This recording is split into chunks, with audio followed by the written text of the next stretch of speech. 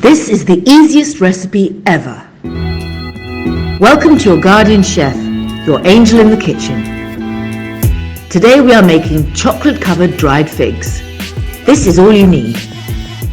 Cut the dried figs in half. Place an almond in the center. Coat the fig with cocoa. So what do you want to see now? The recipe is finished. I told you it was easy.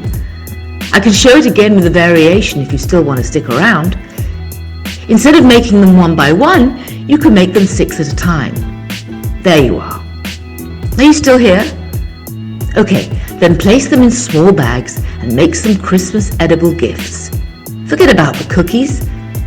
They are gluten-free, dairy-free, sugar-free, and you're done already. For more edible gifts, check the playlist above. And don't forget to subscribe. Excellent!